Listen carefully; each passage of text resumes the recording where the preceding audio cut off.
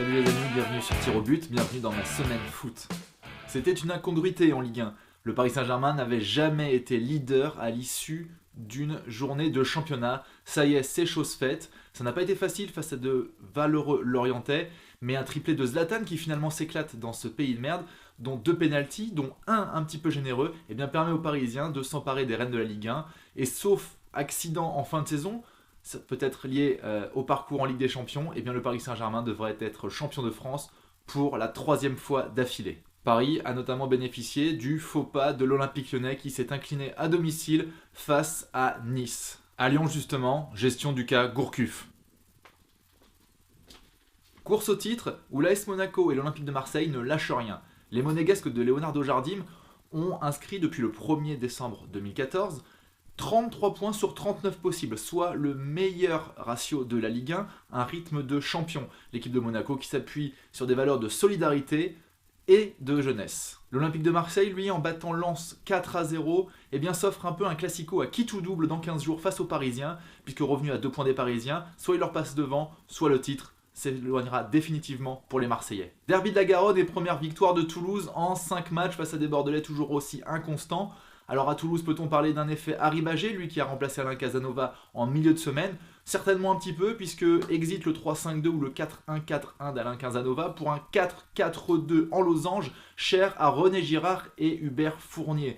Visiblement la formule a marché, et en plus de ça, il y a certainement l'électrochoc dû au changement d'entraîneur. Étranger, et comment ne pas parler du classico espagnol entre le Barça et le Real de Madrid. Les hommes de Luis Enrique qui ont battu 2-1 les hommes de Carlo Ancelotti, avec notamment un but du français Jérémy Mathieu, non convoqué par Didier Deschamps pour les 2 matchs amicaux de l'équipe de France. Les Barcelonais ont pris 4 points d'avance en tête de la Liga espagnole. Ceci dit, je n'enterrerai pas tout de suite le Real de Madrid, vu le match qu'ils ont montré hier en remontrant des valeurs de solidarité, un bon collectif, et puis surtout, les Madrilènes ont dominé au moins la première période, le Barça a plus ou moins dominé la seconde période, donc tout reste à jouer à mon avis en tête de la Liga espagnole. Et dans tir au but, je suis particulièrement un joueur, c'est Gaël Kakuta, qui a marqué son 5e but de la saison, soit sa meilleure saison de toute sa carrière. Il joue actuellement au Rayo Vallecano. Première défaite du Bayern de Munich à domicile cette saison, toute compétition confondue. Oui, Manuel Neuer est humain, et oui, le Bayern de Munich sera quand même champion à la fin de la saison. En première ligue, triplé de Harry Kane avec Tottenham face à Leicester pour une victoire 4-3 des Londoniens. God save the Kane, comme ils disent en Angleterre, pour le co-meilleur buteur de la première ligue avec 19 buts.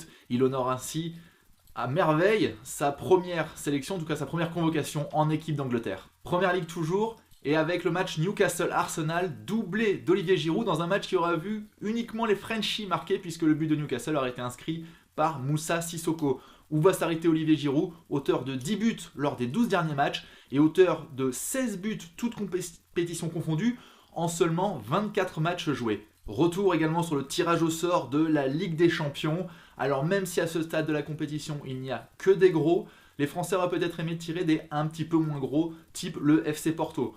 En tout cas, si c'est déjà un exploit de retrouver l'AS Monaco à ce stade de la compétition, les Parisiens, eux, ont pour ambition, le projet Qatari, c'est de soulever la coupe aux grandes oreilles. Et à ce stade-là, pour ce projet-là, eh bien, il faut être capable de battre n'importe qui, même si ce n'importe qui se nomme FC Barcelone. En tout cas, vivement le mois d'avril. Voilà les amis, j'espère que cette vidéo vous a plu. N'hésitez pas à la commenter, à la liker, à la partager autour de vous, à vous abonner sur ma chaîne YouTube, à mon blog et sur ma page Facebook.